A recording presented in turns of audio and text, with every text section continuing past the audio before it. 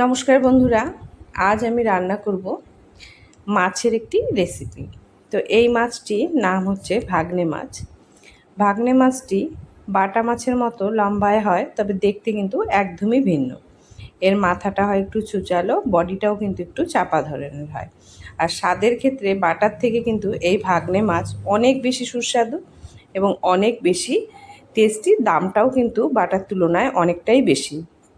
তো চলুন এই গরমে খাবার মতো হালকা পাতলা একটি ভাগ্নে মাছের ঝোল আমরা করে নিচ্ছি। তা আমি এখানে এটিকে ঝিঙে আলু বেগুন দিয়ে করে নেব। আমি মাছটাকেই খুব ভালো মতো মেখে নেব, পরে কিন্তু আর ঝোলে সেমন কোনো মশলা ব্যবহার করব না। তো মাছে আমি প্রথমে দিয়ে দিয়েছি নুন, হলুদ, তার সাথে কাশ্মীরি লঙ্কার গুঁড়ো ও অল্প জিরে ধনে গুঁড়ো দিয়ে মাছটিকে ভালো করে মেখে আমি কিছুক্ষণের জন্য রেস্টে রেখে দিয়েছি। এবার ঝোলের সবজিগুলোকে আমি কেটে নেব। আর সবজিগুলোও কিন্তু আমি একবারেই কড়াইতে দিয়ে দেব, সেই জন্য ঝিঙেগুলো আমি খুব ছোট করব না। বেগুন ঝিঙেগুলোকে আমি একটু বড় বড় করে কেটে নেব। আর আলুটা যে আমি দেব, আলুটাকে একটু ছোট করে কেটে নেব।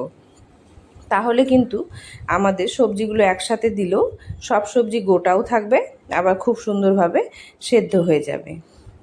তো আলু বেগুন ও ঝিঙেগুলোকে কেটে নিয়ে আমি এবার ঝোলটাকে কিন্তু তৈরি করে নেব। আর এই গরমে হালকা পাতলা ঝোল খেতেই কিন্তু আমাদের খুব ভালো লাগে, শরীরের পক্ষেও ভালো এবং খেতেও কিন্তু দেখবেন যখন প্রচণ্ড বাইরে রোদ আছে তখন কিন্তু মশলার খাবারগুলো খেতে ইচ্ছেও করে না। এই পাতলা ঝোল পাশে একটু লেবু হলে কিন্তু আমাদের আর গরমে কিছুই লাগে না। তো চলুন রান্নাটি শুরু করছি। প্রথমে গ্যাসে একটি কড়াই চাপিয়ে তাতে তেল গরম করে আমি একে একে মাছগুলিকে দিয়ে ভেজে তুলে নেব। এই মাছটি আমি কিন্তু একদম কাঁচা কাঁচা অবস্থায় ভাজবো না, একটু ভালো মতোই ভেজেই তুলে নেব। এই মাছটা কিন্তু একটু কড়া ভাজলে টেস্টটা অনেকটা বেড়ে যায়। লোকাল নদীর এই ধরনের মাছগুলো কিন্তু দিন দিন হারিয়েই যাচ্ছে। এই ভাগনা মাছ এখন বেশিরভাগ দিনই আমরা কিন্তু বাজারে গেলে দেখতেই পাই না, হঠাৎ হঠাৎই এগুলিকে পাওয়া যায়।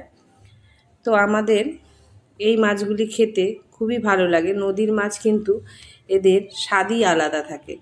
তো পুকুরে যেসব মাছ আমরা চাষ করা অবস্থায় নিয়ে আসি, সেগুলি যতই ভালো করে রান্না করেন না কেন স্বাদটা কিন্তু ততটা হবে না। আর এই নদীর মাছগুলিকে আপনারা একটু কম মশলা দিয়েও রান্না করে নিলে কিন্তু এই মাছের স্বাদই আলাদা। তো এবার আমি মাছগুলোকে দেখলেন লাল লাল করেই ভেজে নিয়েছি। কিছু বড়ি তেলে ভেজে নেব। বড়িটা ভেজে উঠিয়ে নিয়ে এবার আমি কড়াইতে মাছের ঝোলে সম্বারটা দিয়ে দেব। আর আমি দেখুন কতটা কম তেলেই রান্না করছি। কড়াইতে কিন্তু একদমই তেল নেই। আমি মাছ ভাজার পরে তেল কিছুটা কমিয়েই বড়িটা ভাজতে দিয়েছিলাম, না হলে কিন্তু বড়ি বেশ অনেকটা তেলই চুষে নিত। এবার আমি ফোড়নে এখানে দিয়ে দেব একটি শুকনো লঙ্কা ও মেথি। এই মেথির গন্ধটা আপনাদের শেষ পর্যন্ত ঝোলে থাকবে আর এত সুন্দর লাগবে। আপনারা একবার মেথি সম্বার দিয়ে লোকাল মাছের ঝোল খেয়ে দেখবেন, এর স্বাদ কিন্তু অনেকটা বেশি হয়। তো এবার আমি সবজিগুলিতে দিয়ে দেব নুন ও হলুদ। নুন হলুদ দিয়ে সবজিগুলিকে নাড়াচাড়া করে আমি কিন্তু সাথে সাথে মশলা দেব না।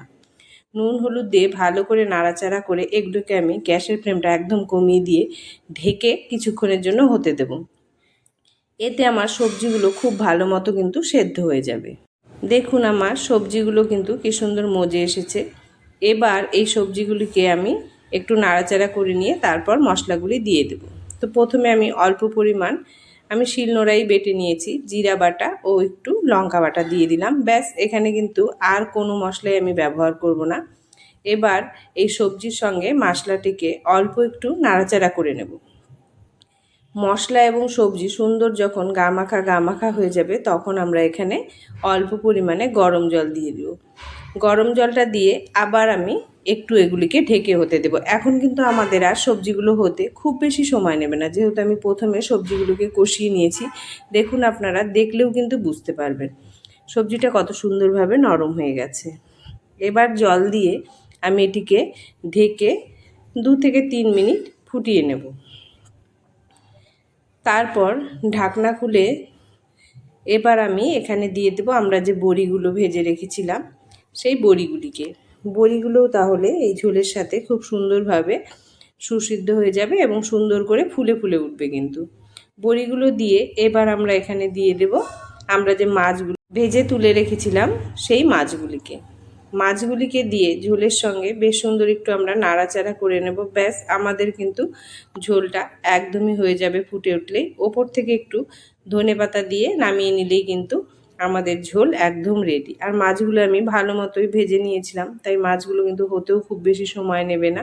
বন্ধুরা, এই গরমে এরকম হালকা পাতলা ঝোল কিন্তু একটা হলে মন্দ হয় না। তো ভিডিওটি যদি ভালো লাগে অবশ্যই লাইক ও সাবস্ক্রাইব করে দেবেন ও কমেন্ট করে জানাবেন আপনাদের ভিডিওটি কীরকম লাগলো।